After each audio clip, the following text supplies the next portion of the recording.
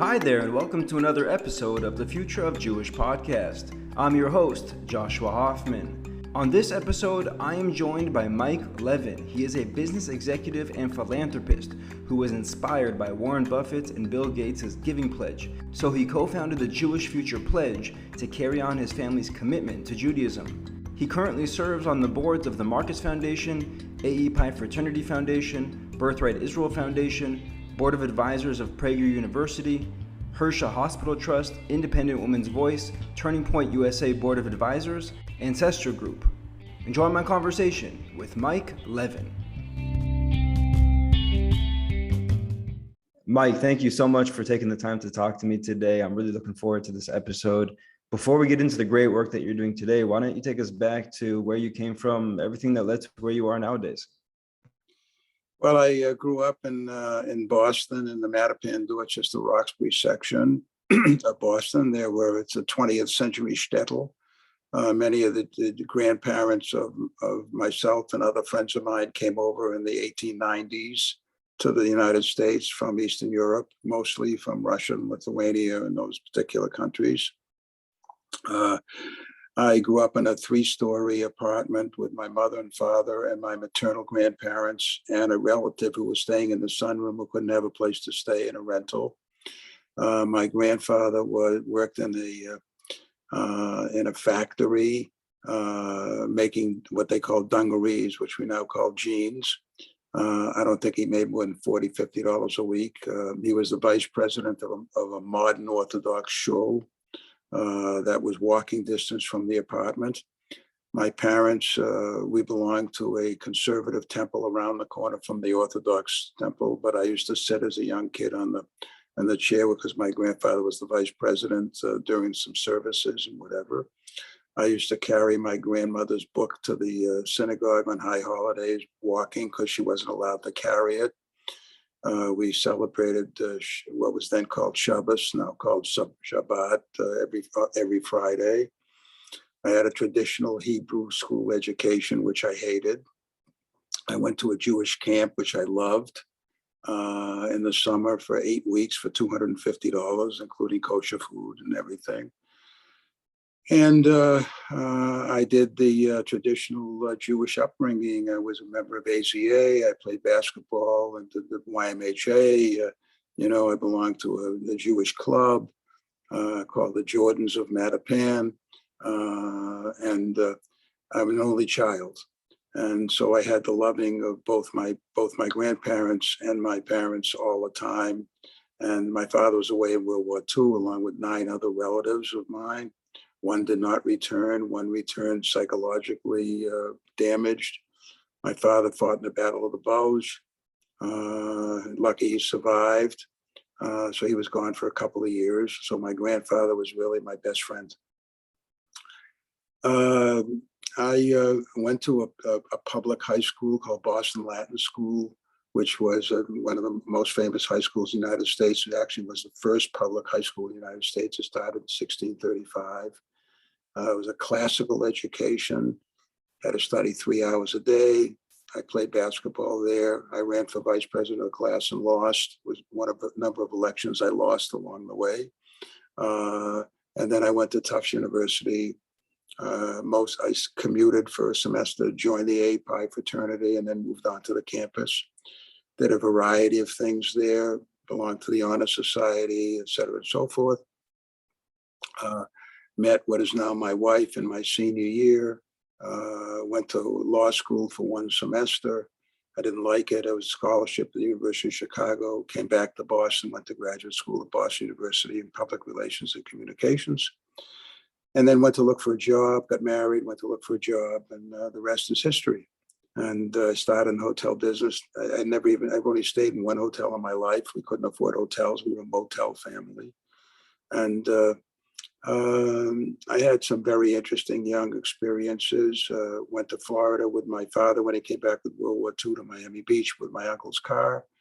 Stopped in Richmond, Virginia, and saw firsthand things I'd never seen. Water fountains that for white and water fountains for colored. Bathrooms colored had a major impact on me my whole life in terms of what I've done for other people. I have a long career in hospitality. You take up most of the hour if I talked about. I started in sales promotion, went into sales, became a marketing person, eventually went into operations. Lived in about 7 different cities with my wife and my 3 sons. I have 3 sons, 3 daughter-in-laws, very biblically, and so I do philanthropic work. My last paid job was the president of Las Vegas Sands. I've had the privilege of working with some very important Jewish donors and philanthropists, Sheldon Adelson, Bernie Marcus, Saul Steinberg, other people like that over the course of my career. And I got involved Jewishly after camp and counseling and all that stuff. Late in life, although I belonged to a synagogue for many years with my 3 kids who were all bar mitzvahed. But I wasn't really involved Jewishly until I moved to Atlanta in 1985 as president of Days Inn, which was a non-Jewish company, which was bought by a couple of Jewish guys from New York City, and became president there. And then the Jewish Will found me. I was solicited by a guy in Atlanta by the name of Steve Seelig for the Federation. He asked me to give $5,000. I nearly fell off my chair. And I gave it to him. And then he said, don't worry, you'll give me 15 next year and 50 the year after. And I guess he had a lot of faith in me. So I became involved Jewishly. And I have been involved since 1986, really very Jewishly. I actually coincidentally went to Israel for the first time in 1971 for business. I was a consultant. I was working with SESTRA Hotels. They had a consulting contract with La Rome Hotels. It was partially owned by LL and some other people in Israel. And I was a sales and marketing guy. So I went to give a sales and marketing consulting thing for a hotel being built in Eilat. So that was my first Israel visit. I've been to Israel probably 20 times. I love Israel. I love the people. I played basketball with Ethiopians. I scholarship 50% scholarship of 90 students at Hadassah College, which is the first generation to go to college. They do 6 hours a week of community service. I've been doing that for years. I'm also involved in Birthright. I was on the planning committee of the Birthright Israel. Sheldon Adelson put me there. I've been on that board for 10 years. I'm now off. Finally, I'm now an honorary board member. So I've been very involved Jewishly since 85. And I'm a big pro-Israel. I'm a Zionist, a true Zionist. And I believe that the future of the Jewish people is very, very tied to the future of Israel. So a lot to pick apart there, Mike. I took a lot of notes. So I'm just going to go down my list here. And I want to start with the word marketing because you're a former marketing savant. Yeah. And, a lot of people in the Jewish world say that we don't have a product problem. We have a marketing problem. To that, you say what? Oh, I think that that's a really good question. Israel, for all the greatness that it has accomplished, has really not done a great job at letting people know. And I'd say, so you see the marketing problem from Israel's perspective is that all the good that they do with Israel Aid and all these kind of things gets lost in the shuffle. They've never really promoted it in a way that if you gave it to some major PR firm or major marketing firm, they would have done. But I think the fundamental problem is that the Jewish people are damaged by their accomplishments. In other words, I thought about this for years about how do you get over the fact that everywhere we've been since the 20th century, at least, and even before that, the Jewish people have survived and achieved way beyond their numbers. And consequently, when I sit and I think about why is that anti-Semitism still exists, and it used, in the 18th century, 19th century, a lot of it was religious situations, but now it's much more, I think, a jealousy. People looking and saying, how can they do what they do? I I mean, a Jewish guy figures out how to get a vaccine for COVID, and then they say, well, it's a Jewish guy. I mean, it doesn't ring the bell for what we do. So from a marketing perspective, it's very hard because you can't be bragging all the time, and because people resent it. And so they have to find an area where, for all the help we do philanthropically to help people, not only Jewish people, but other people, I think if I were marketing it, I'd concentrate on the help we give to others. And Right. I think, as opposed to the achievement, intellectual achievements, scientific achievements, business achievements, and the money that so many Jewish people have achieved above the middle class from nothing. Like all the billionaires that I've worked for started with zero. They didn't have anything. They were poor. But talking about what they've earned is not the same as talking about what they give. Right. And I don't think we do a good enough job about doing it. People we help besides the Jewish people. And as the book says, as Genesis says, and as Exodus says, and I've read the commentaries, and we're supposed to help everybody. Our tent is supposed to be open, but we don't really market that very well. I know. Right. But we're not talking about the Jewish people. We're not talking about the state of Israel. We're talking about Jewish organizations, some of which have to do with the state of Israel. Others have to do with Jewish community in America and things of that nature. But let me just finish the question, please. So I'm wondering, you sit on the board of many of these organizations. You've given philanthropically very generously to many of these organizations. And so we can say everything we want to say about anti-Semitism, which, by the way, we know is a great fundraising tool. Let's call it what it is. But at the end of the day, a lot of these organizations have not evolved and done a good enough job of marketing, what they stand for and what they represent. Yep. And you're a marketing person. So how do we fix this? What's the step forward? Well, I'm going to give you the simple answer. It's a question of leadership. Who's running them? The legacy organizations in Judaism, I know most of them.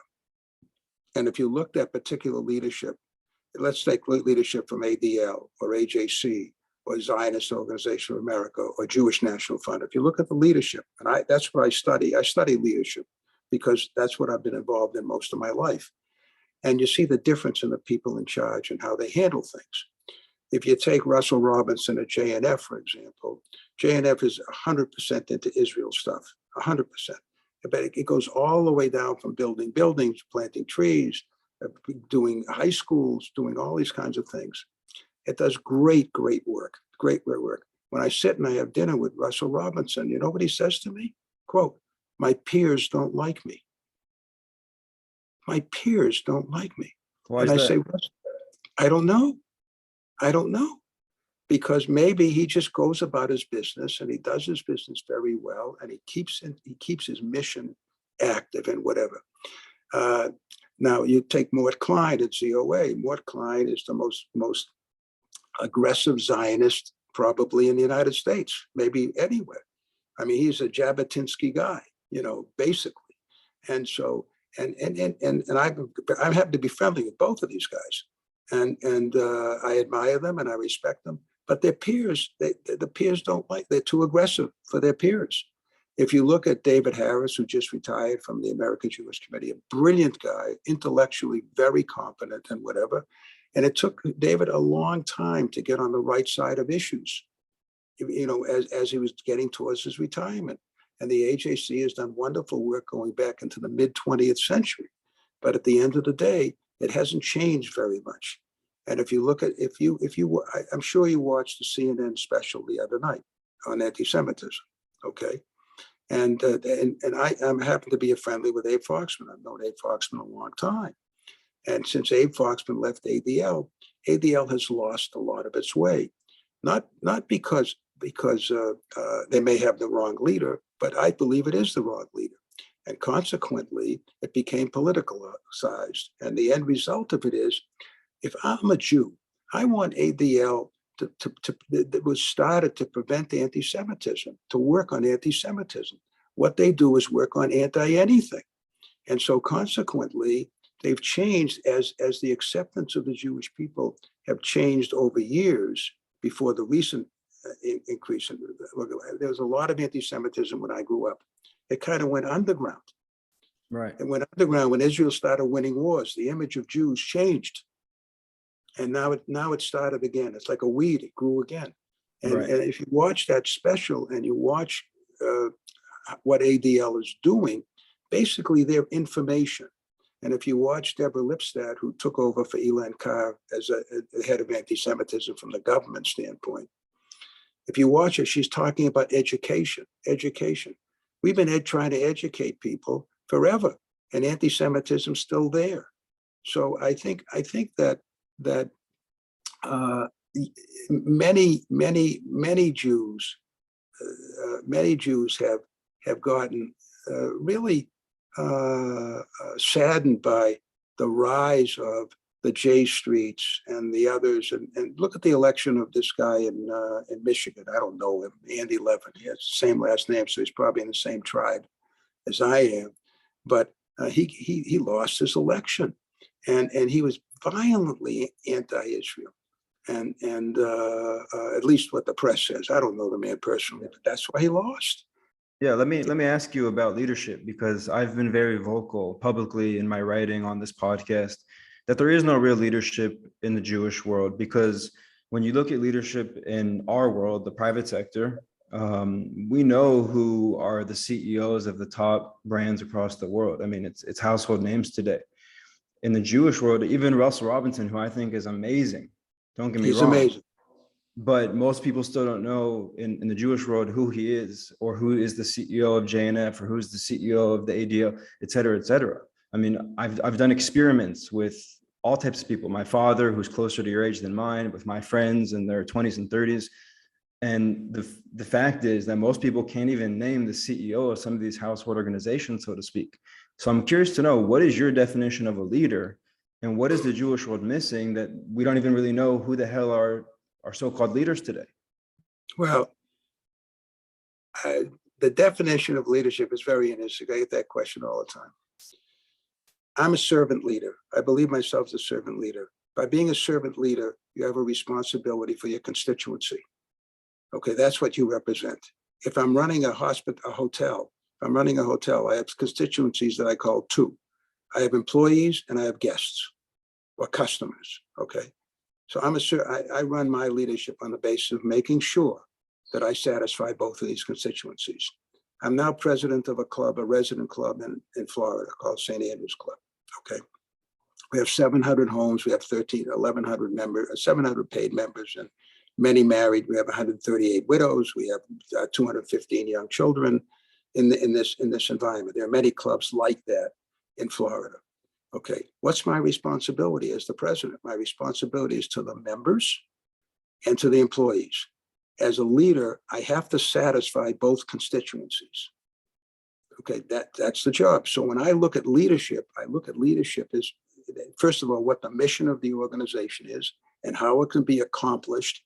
And I accomplish it through the people that are working with me and teaching them and leading them to the satisfaction of our customer base. Okay, so let's assume I am Russell Robinson. What Russell Robinson has done is his customers are his donors, and his employees are his employees. His mission is the state of Israel and to improve it. When he builds a lake in Beersheba, I'll guarantee you that a very small amount of people in the Jewish world know that. When he's building a multi-billion-dollar village in Beersheba, some people know it, but not all the people know it. But that's his strategy. But he executes that through his donors and through his employees. And that's who he pays attention to. And I think that is leadership. Leadership for Russell is not making sure that his picture is on the front page of every newspaper. You don't have to get your picture in the front of every page in newspaper. What you have to do is make sure that your constituencies, both employees and in case donors or customers, are satisfied with you. And that's where you spend your time. So I don't blame Goldblatt or Greenblatt or Mort or any of these guys if they get on television, if they do stuff like that. But at the end of the day, they have to determine who their constituency is. If you're head of ADL, let's say this, I'm not interested if I'm head of ADL, and this is not a personal situation with Greenblatt or whatever his name is.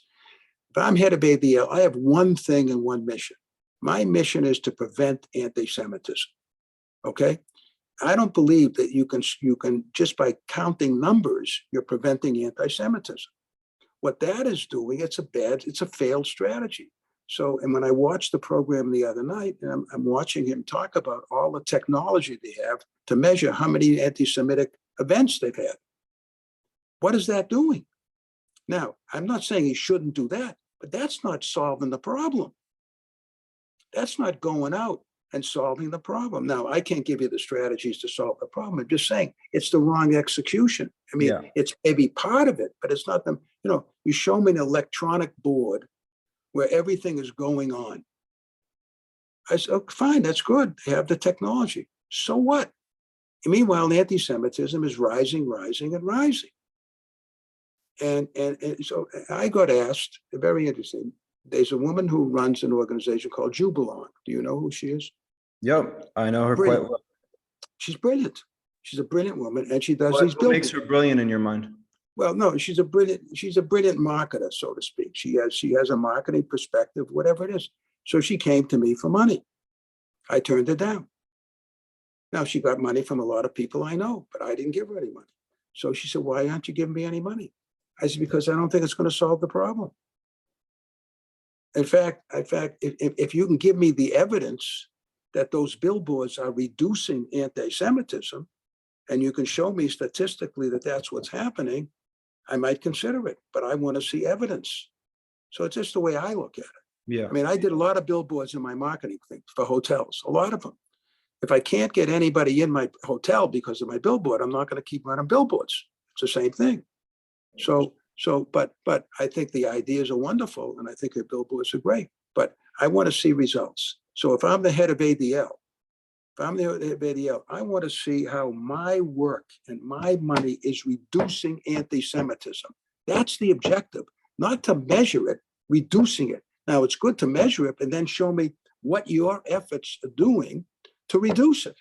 Yeah, but Mike, aren't you talking about really like 95% of all Jewish organizations, including some that you sit on the board of, like Tagli, Birthright Israel? I mean, Birthright Israel can tell you how many people they bring to Israel every year and the total number they've brought since 1999, but they can't really tell you the actual impact of, you know, are people coming back to Israel after that? Are people, I mean, so what you're talking about is a rampant issue in the Jewish world, and I'm just wondering. No, but that's not correct in Birthright. Let me tell you something, because Birthright, what Charles Bronfman did in the beginning was he hired a research guy. He had a research person at Brandeis University to measure results. If you call him up and you get the results, you'll find out how many kids are marrying in the faith, how many kids are yeah, we know the number today. It's about 72% in the Jewish world. That's actually going up since Birthright's been around. Yeah, but yet let's talk about the birthrighters and say that about 70% of them are marrying in the faith. Right. But I mean, look, 800,000 people have gone on Birthright. Okay, now 800,000 of which about 120,000 are Israelis, something like that. So let's say round numbers, 700,000. Some of them are international. They're in Russia, they're other places or whatever. But in North America, probably the number 550, 600,000. If you get the research, you'll see that in that research, which is ongoing, a much higher percentage of non-Orthodox is marrying in the faith. If you go deeper and find out if they did marry outside the faith, how many of them are bringing up their children Jewish? Okay, so the numbers are compelling. Somebody did the problem, the difficulty with Birthright is they somehow or other they don't sell those numbers very well to the marketplace. Well, okay. Mike, I mean, the other thing that we have to talk about is, again, a very common thing in the Jewish world, if we're using Birthright as an example, is of the people that you're talking about that went on Birthright and married Jewishly. I mean, those people might have married Jewishly anyway, and spending over $1 billion over 20 years, I'm not sure if that necessarily changed that number in a significant way. What do you say about that? Oh, I think it has. I think it has, because what's the alternative? If you look at the people who aren't on Birthright and you look what they're doing, and well, look, I don't want to condemn every Jewish organization. I mean, it's not right to do that. Everybody has a little piece of the pie. But if you look at what Birthright's done, first of all, and if you look at the amount of people that have donated, most of the people that donate to Birthright, by the way, donate to almost everything else. I mean, you're not getting a lot of people that only give money to Birthright. Sheldon Adelson gave $40 million to Birthright. And so, I mean, so of all of it, the Israeli government has given an enormous amount of money to Birthright. If you break it all down, about 2/3 of the money at one time was coming from Sheldon Adelson and the Israel government. Now it comes from more people, of course. But at the end of the day, if you look at AJC, ADL, the Federation, all of these Jewish organizations, there's over $6 billion a year in North America that's being given to these organizations, including synagogues and schools annually. So there's a lot of Jewish money going, but in many cases it works somewhat, but it hasn't solved a couple of the problems. And if you say anti-Semitism is the problem, to me, I don't think you can solve anti-Semitism. I think I'd rather spend my money making sure that Israel survives and is vibrant, because there has to be a place for Jews to go. If you look historically at the Jewish world, and you probably do, if you go back in times, every place we've been, we were a visitor. We were never there. You could be a citizen, but you're still a visitor. In Israel, you're not a visitor. As my uncle, who was very secular, when he finally took to Israel when he was in the late 70s, said to me, I said, how'd you like your trip, Uncle Lou? Because you never went to the synagogue, you never cared, your kids don't care, whatever. He said, you know something? He said, when they were unloading my bags in the Ben Gurion airport, a guy picked up the bag and said, oi. He said, and you know what I said? My uncle said, I knew I was home.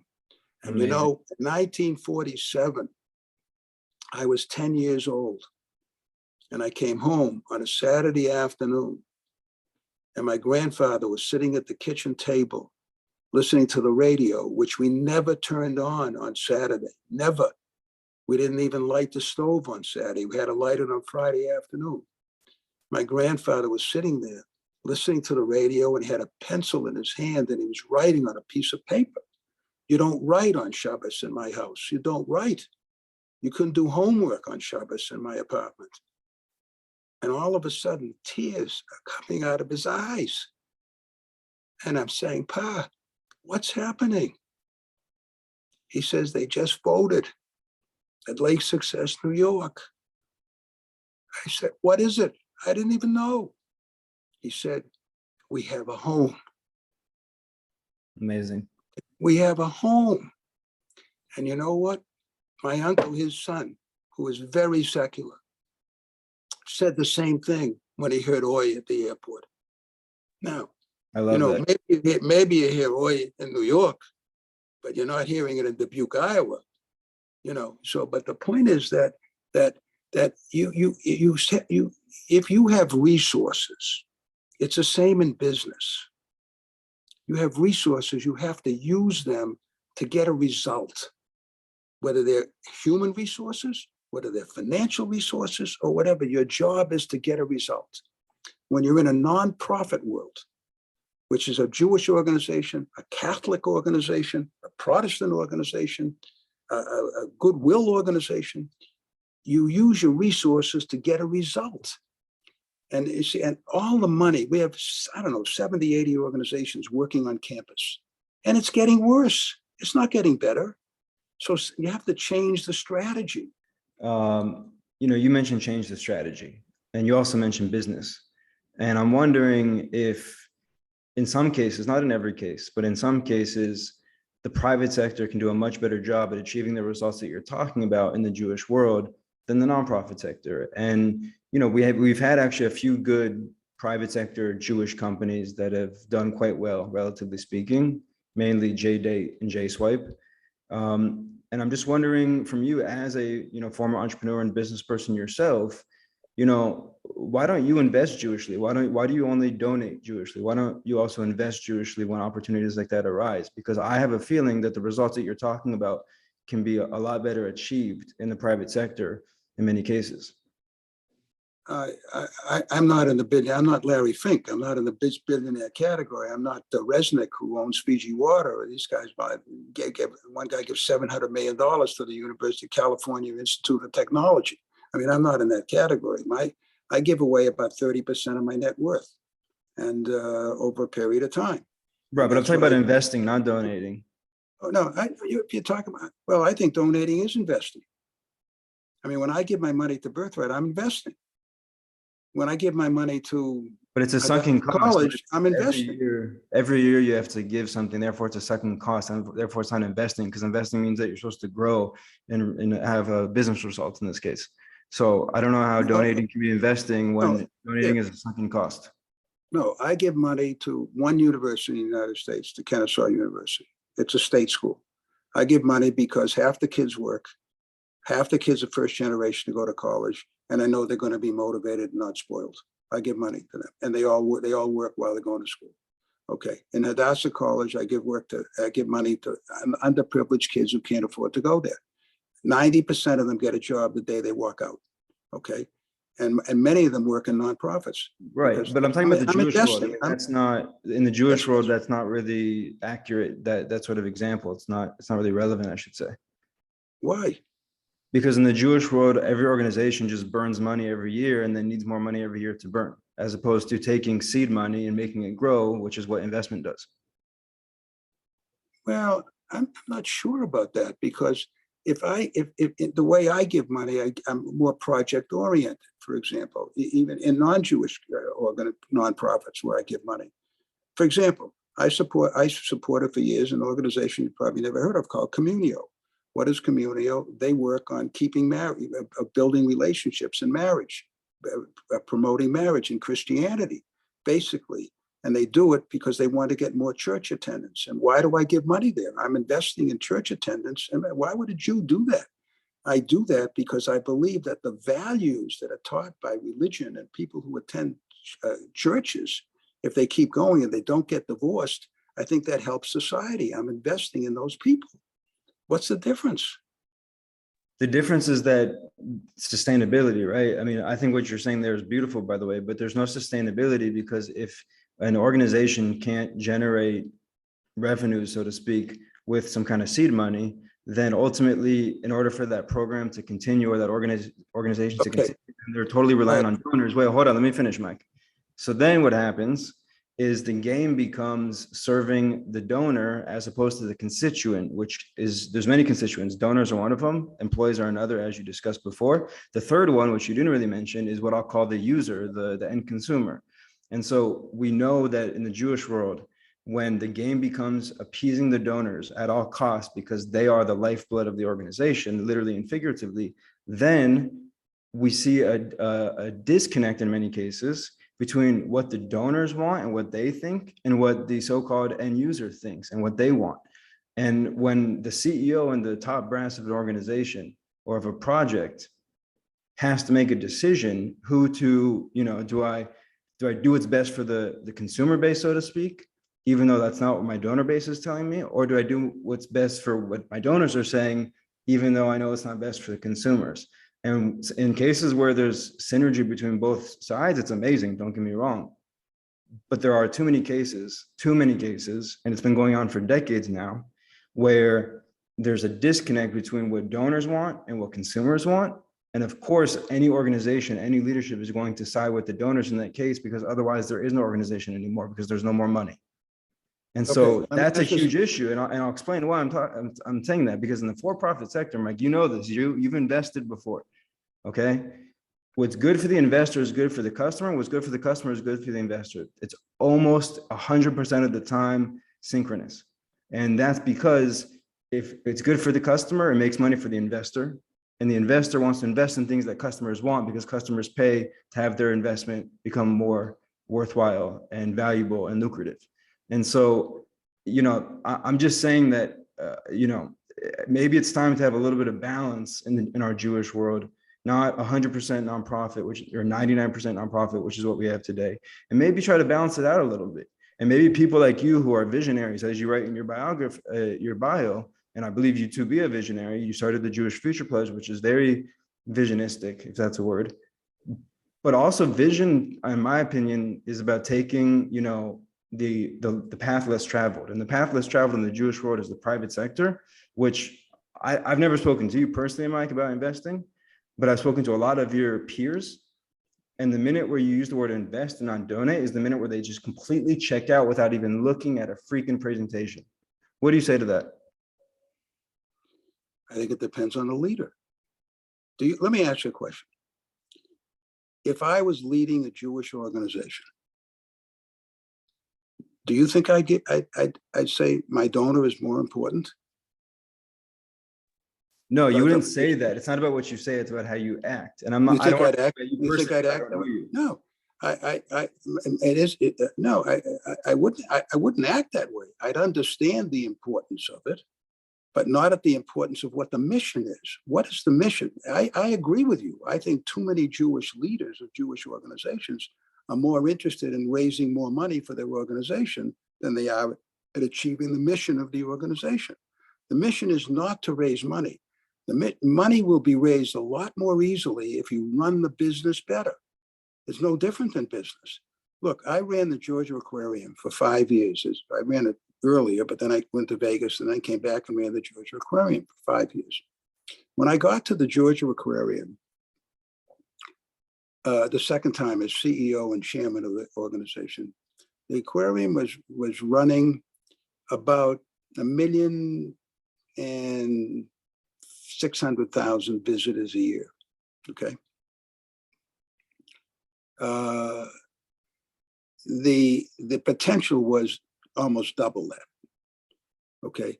What if the occupancy level or the admission level were to go to 2 or 2.4 or 2.5, you could use the money that was coming in because you're a nonprofit to do amazing things. You could build more exhibits. You could pay your people more. You could do things that as a result of doing that, the cash flow from the business went from 10 million a year used for CapEx to 50 over a period of 5 years. So what happened with that $50 million? Employees made more money. The city of Atlanta made more tax money. There were more exhibits brought in to educate. We gave more scholarships to young people who could come in and see, the kids to come in for nothing. We did all those things because we ran it like a business, and yet it was a nonprofit objective.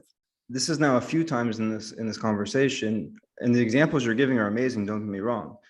But we're here to talk about the Jewish road. I mean, the name of the podcast is The Future of Jewish. And this is now the second or third time that you've given a non-Jewish road example to prove a point. And I think that's the issue, is that when we're only using examples outside of the Jewish world, then that probably means there aren't very many good examples within the Jewish world. Well, I'll give you an example in the Jewish world if you want. When I took over the planning committee at Birthright, we were raising somewhere in the vicinity of about $15 million a year, because Sheldon Adelson was giving us at that time, I forget, 30 million, 12 or some amount of money, whatever. And we didn't have an organization. We didn't have an organization that was built to raise more money by itself if Sheldon Adelson's gifts went away or got diminished. So we built an organization to do that. We had conflicts between us and Taglit. I eliminated those conflicts.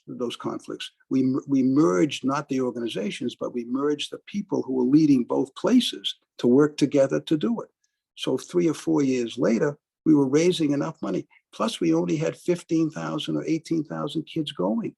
And I said, that's no good, because we have to get 50 million, 45, 50 million to go to get close to the birth rate. So we changed the way we recruited. We changed it. We did all those strategies. So the end result is we raised more money. Sheldon's gifts did go down over a period of time, and we got to a 48,000 kids a year. But we ran it differently. So the end result, see, it comes back to the same thing. It's about leadership. It's about the people in charge. The answer to your question is, why can't some of these organizations have the right leadership? Look, I don't want to personalize. I know most of the Jewish leaders, at least I've met them, okay? Some I think are very good. Some are not very good. I look at them this way. Would I hire them to run my business? Some I would and some I wouldn't. Some are very mission-centric, and some aren't. And even the mission-centric ones, yes, there's a financial situation that they have to raise money to support it. But the way they raise money is by doing the job that you expect them to do. Look, I'll give you, this is not a Jewish organization. Let's talk about Prager University. That you know Dennis Prager. Of course. Dennis Prager went to a yeshiva. Okay, I have his Exodus commentaries right here. I've been reading them this week. I read the Genesis commentaries on a boat trip, 500 pages. He's a wonderful Jew. He's a great Jew. Okay, I call it a Jewish organization. It's not a Jewish organization, but it is. I met him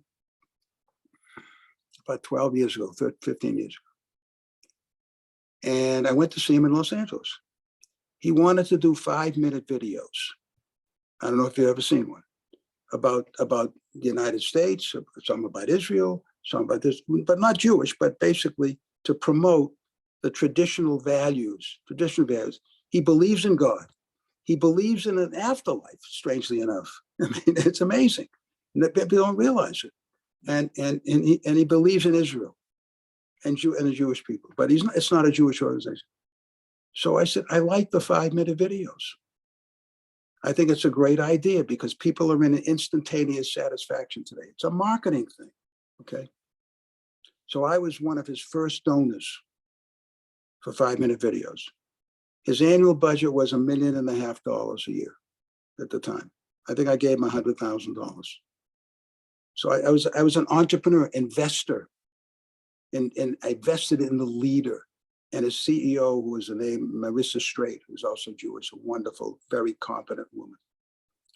And I invested. I did it for 5, 6, 7 years.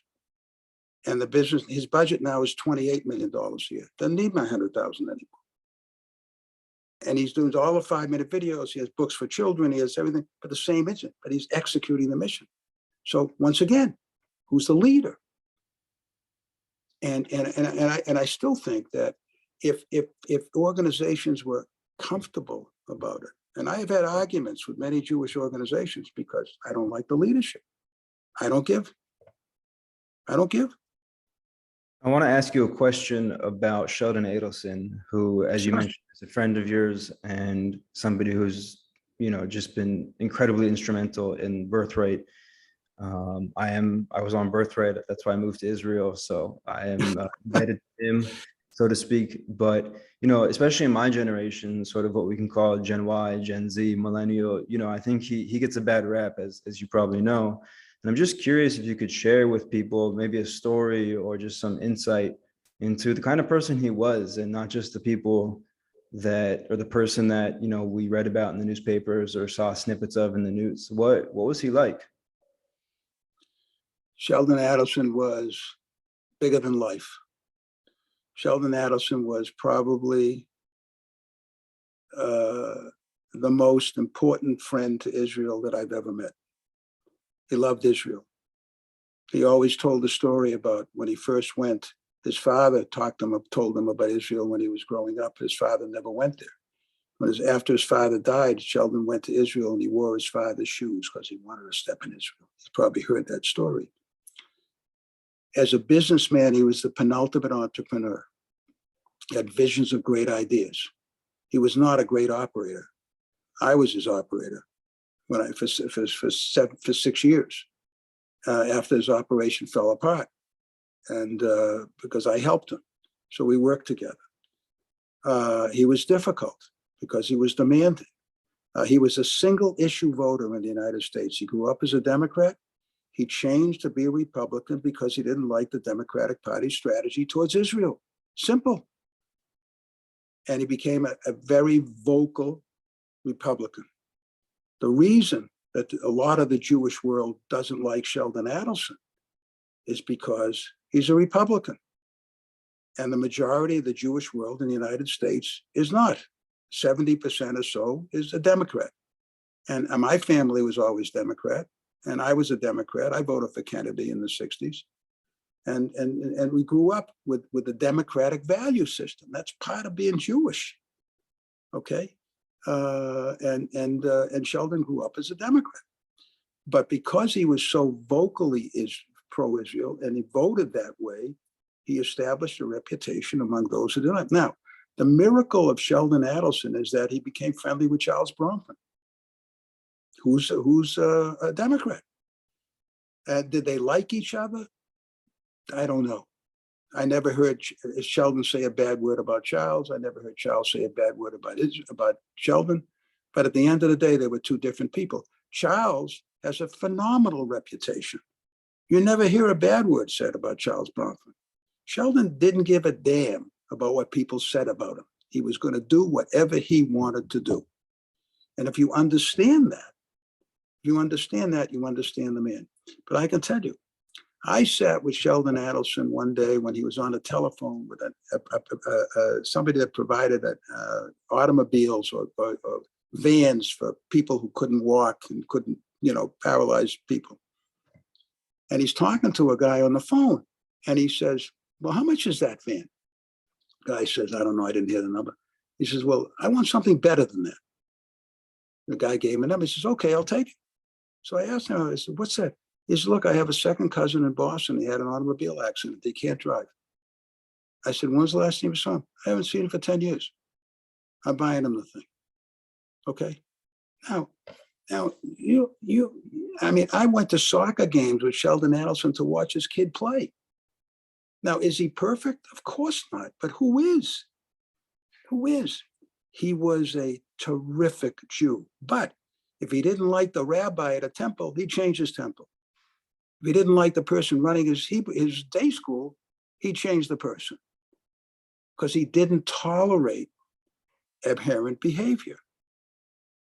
And when Obama was president, Sheldon and I and our two wives sat with the lay chair of AEPi in Vegas. We sat with him, and Sheldon was arguing with the lay chair about Obama's policy to Israel. Okay, very early in the going, very early. Sheldon had given $10 million to build a building for AEPi in Washington. I think his name may have been on it. I'm not even sure. So he said to this guy, I forget his name now, you need to change Obama's position towards Israel, or I won't give any more. And the guy said, okay, I'll talk to Howard Core. Okay. I'll talk to Howard Core. I don't know whether he talked or not, but they never changed, and Sheldon stopped giving. So I was an AEPi donor. I'm still an AEPi donor, actually, small, not a big donor, but I'm a small donor. So I took it upon myself to call the office of AEPi to say, can I talk to Howard Core? I'd met Howard Core. He's a very nice guy. I met him for a couple of times. And I said, can you get me to Howard Core? I want to talk to him. I get a call back from some guy, number 2 guy or something. I don't remember his name. I said, well, he wasn't here. Can I leave a message? He says, yeah. He said, I'd like him to call Sheldon and explain to him about the situation as far as Obama is concerned. I mean, he's a donor. He says, I'll talk to Howard. I'll call you back with a message. You know what the message was? If Sheldon wants to come to Washington, I'll be happy to see him. Okay. Now, this is not what you said about putting a donor first. This is arrogance, unacceptable arrogance to me. Okay. All he had to do was get on the phone and say, Sheldon, look, I want to explain to you the Obama situation. We're doing what we can, but we can't do it. It's very hard for us because we deal with Congress. We don't deal with the president. That's it. That's the reason. But he didn't. Or get on a goddamn airplane and fly out to Las Vegas and sit down and have dinner with Sheldon Adelson or whatever. So, you see, I'm very sensitive to that. As president of my club now, I get complaints every day about what's going on in the club, the general manager. And I had one yesterday. You know what I do? I pick up the phone, I call a member. I said, let me explain to you what's happening. Let me hear what you have to say. What do you need? What's the difference? I'm a leader. Now, it's just unacceptable. And so it wasn't a matter of Howard making a decision to say, gee, he's a donor, I'm going to take care of him. He made a decision to say, look, I'm too busy. He'd never remember the incident now, I'm sure. If he ever, in fact, never got the message, maybe the guy made the decision, I don't even know. So I think I hate to say it, because when I give a lot of speeches about leadership and stuff like that. If you don't want to act properly, then don't be a leader, be a follower. And by the way, that's most of the world. And I think you got to put the time in, you got to be responsible, and you have a responsibility. You're running an organization. If you want to be successful in this organization, whether it's Jewish or not Jewish, I don't care what it is, accessible, you have to deal with people and get the right people. Because you want, why would somebody listen to, you want people to listen to me for an hour? I don't know why, we could probably by halfway through the process, I'm not listening to this guy anymore. But I can tell you, I'm a teacher at heart. And Sheldon was not a teacher, but he was a very good man, but he was very difficult because he, like many billionaires that I've worked for or with, they have a very, very positive view of their decisions, that they're right. We used to sit in Las Vegas, and there was a guy, a consultant that worked for the company, terrific guy actually, and he had a little sign. It was like maybe the size of this, over like this sign, and it said, "Shit, he's right again." And every time Sheldon would be right, he'd hold it up, because Sheldon believed he was right all the time. Now, unfortunately, he wasn't right all the time, but that's the point. Yeah. But when you talk about the Jewish world and their reaction to Sheldon Adelson, the very interesting thing about that is they don't know. They read, but they don't know. Yeah. I knew him. Yeah. And I appreciate you sharing that with us, because, I asked for that reason. I think it's important to humanize people and not just to, some hearsay or some rumors or, some stigmas and stereotypes. There's no possible way that you can go through life in a position where you speak.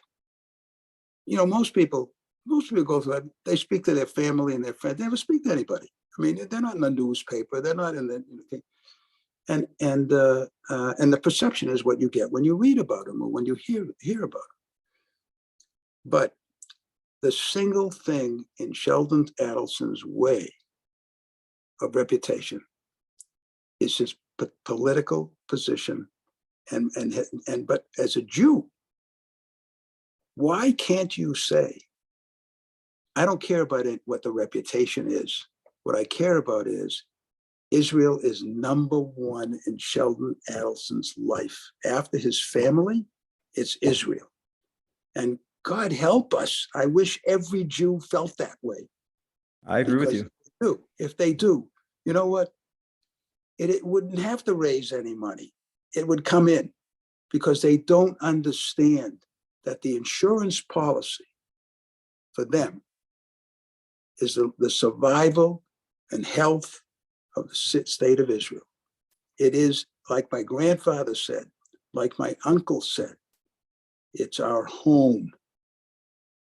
Yeah. And when I talk to friends of mine who are discouraged with what's going on in this country and they're Jewish, I can say, you know what? You can get out. There's one place you can go. And as long as that place remains that you can go, look, statistics will tell you, and you probably know them, in the year 2045, 25 years from now or so, there'll be 12 million Jews in Israel. You know how many Jews there were in 1930?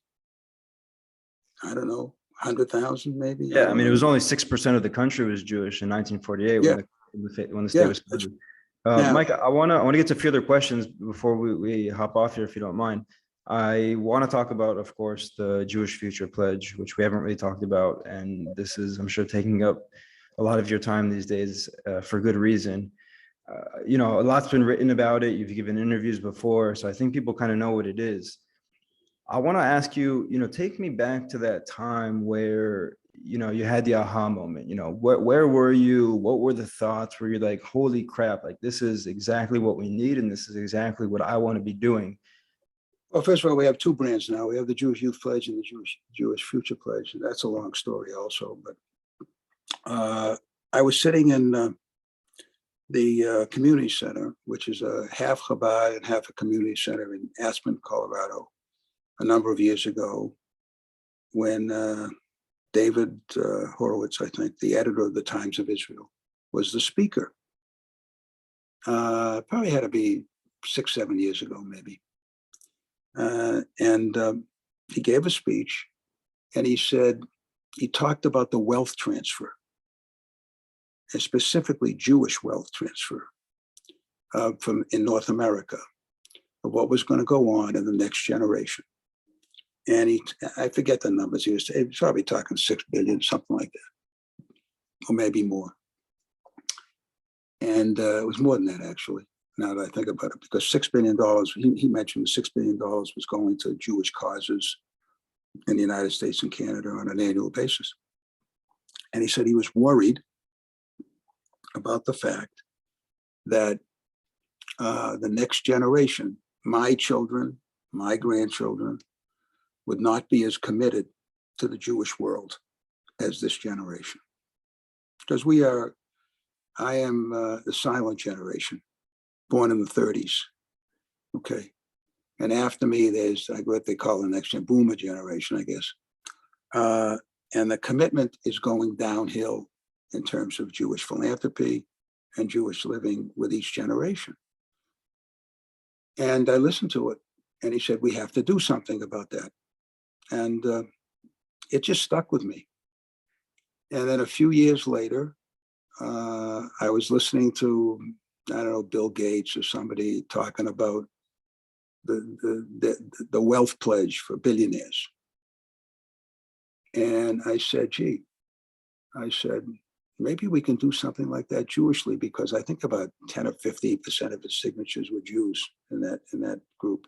And when I read the pledge, it didn't, all it said is that to leave, I don't know, 50% of you know, I forget what the exact number was in the pledge or whatever. So I said, why can't we do something like that Jewishly? And I thought about it, saying that, look, if every Jew who gives to charity now, if they're going to leave anything to charity when they die or in their estate, can they leave a portion of that to Jewish causes?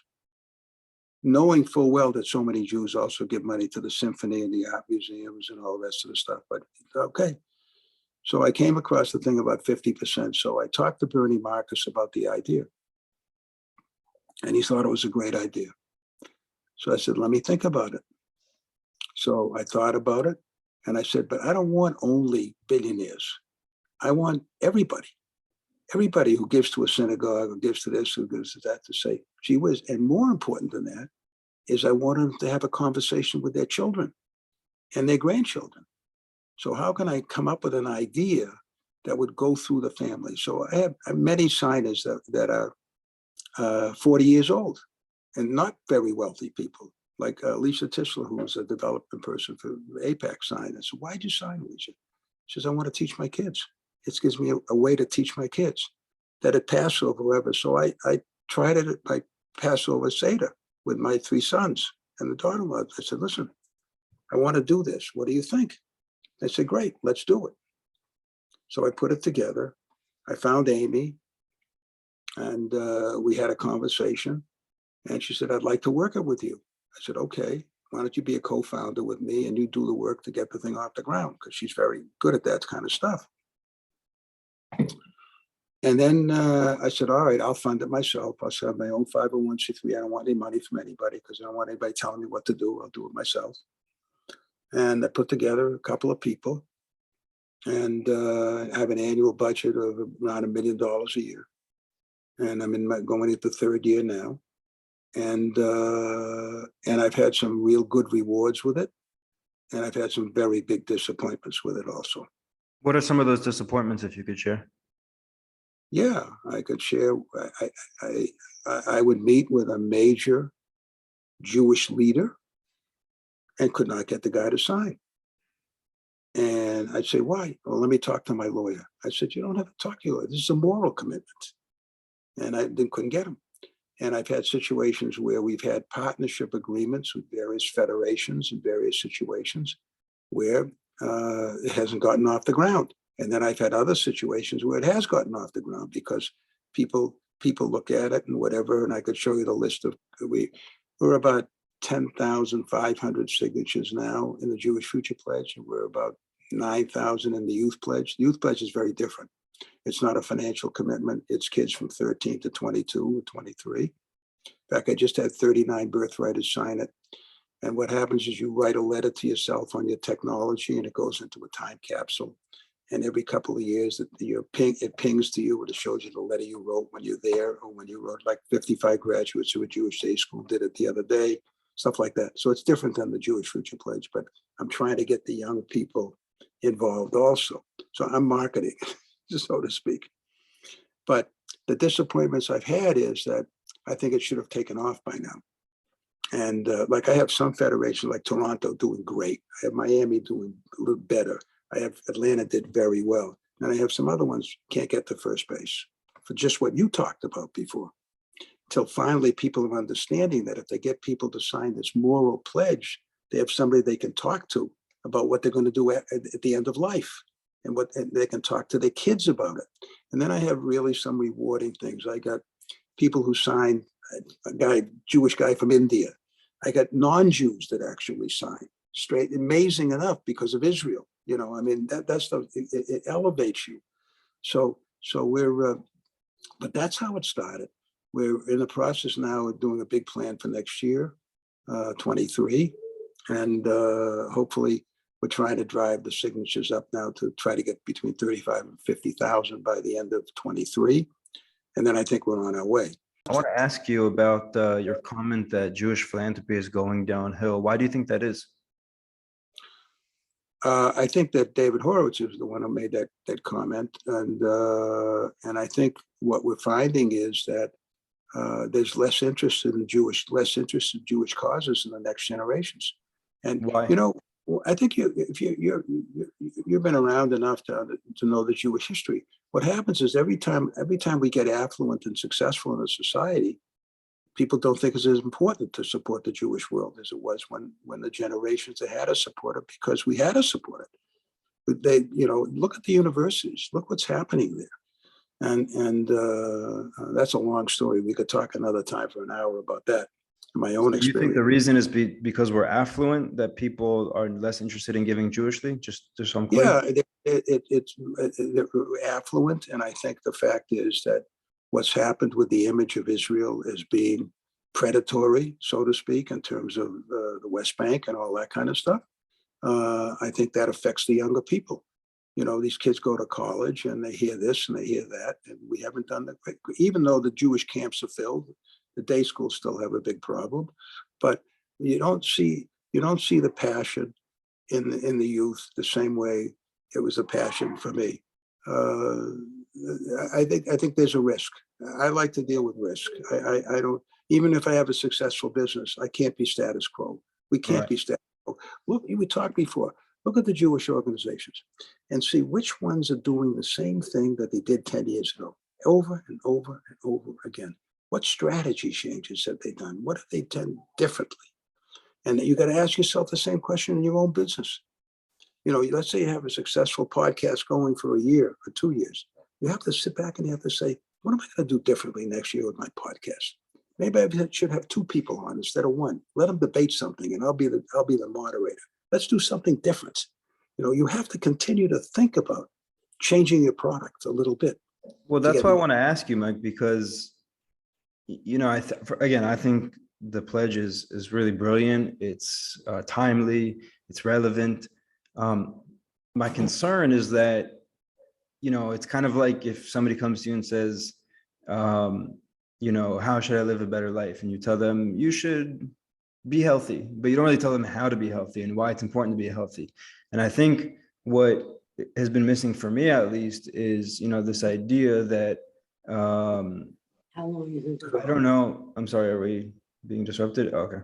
No, I got a third party. It's okay. Go ahead. Keep going. Keep going.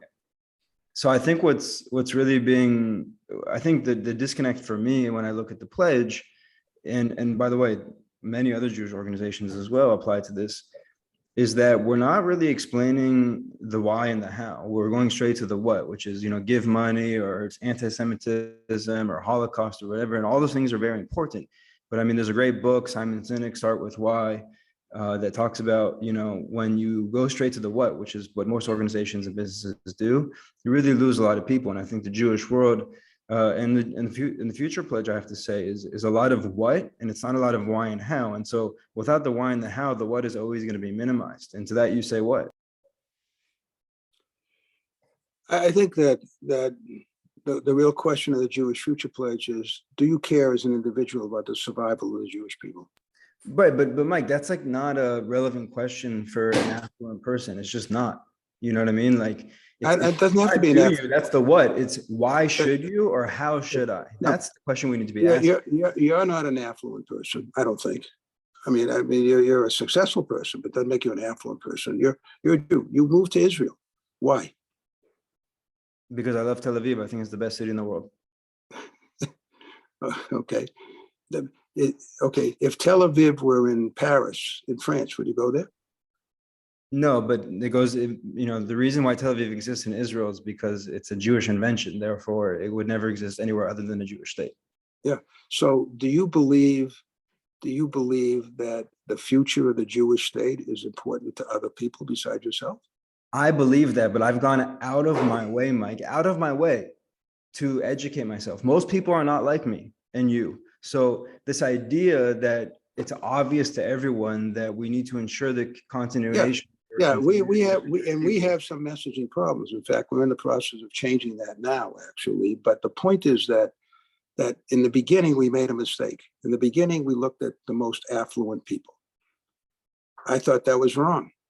I think we should look at any Jew, any Jew. The idea of a Jewish Future Pledge is no different than the Jewish Youth Pledge. The Jewish Youth Pledge asks for your commitment to the Jewish people and the future of Israel.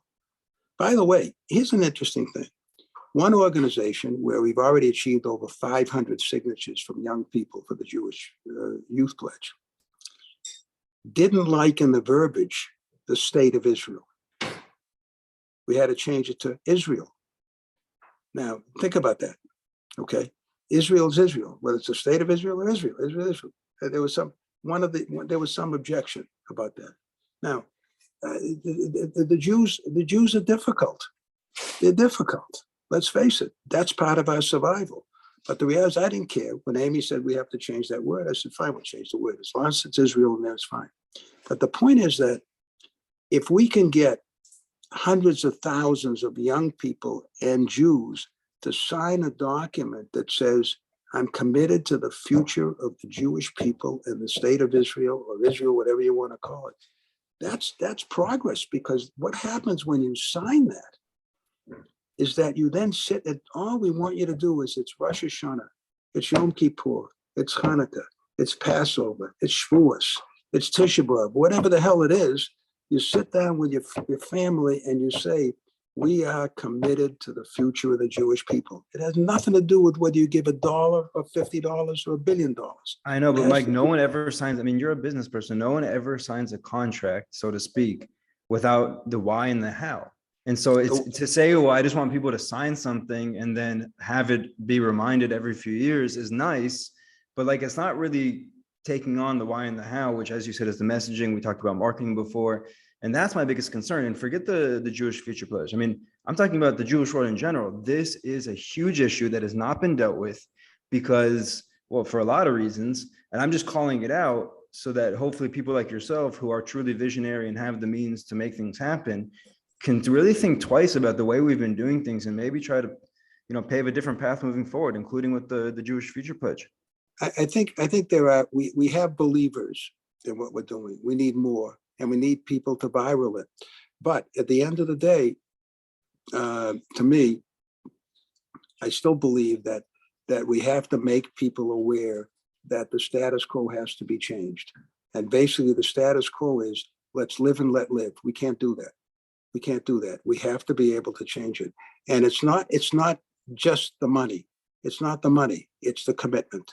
Look, I read some of the letters that were written by some of these kids.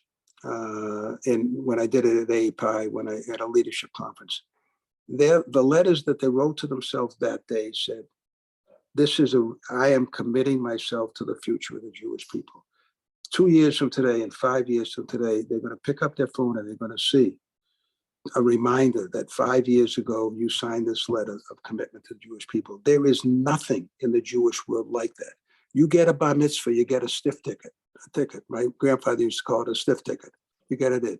You get a Kiddush cup, okay, a Kiddush cup. Now, I still have mine.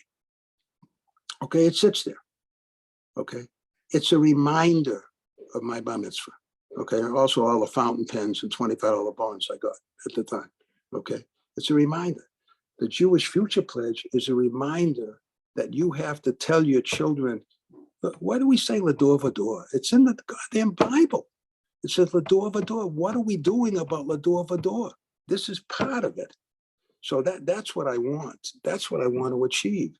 If I achieve that, people said to me, oh boy, that's your legacy. I don't give a crap about the legacy. It's nothing to do with me. My legacy sits on my gravestone. It says he made a difference. That's all I care about. That I didn't go through life. I didn't go through life like 99% of people. Grow up, get married, have family, do this, and fine, terrific. What difference did they make on this earth? You're making a difference in your podcast. You're making a difference in the podcast. You're letting people hear other things. You're discussing, you're arguing, you're talking. You're making a difference. That's great. Everybody. But that's all I'm doing. And I think the Jewish Future Pledge will make a difference. If it makes it for 100,000, maybe 200,000, maybe 500,000. When I first said I want to get 1 million signatures, that's my goal. And it isn't just about money. It's about doing it right. So that's why we're redoing, we're rehashing, we're going over things. We're saying, look, what we did last year is not good enough. We got to do better this year. So that's what it is.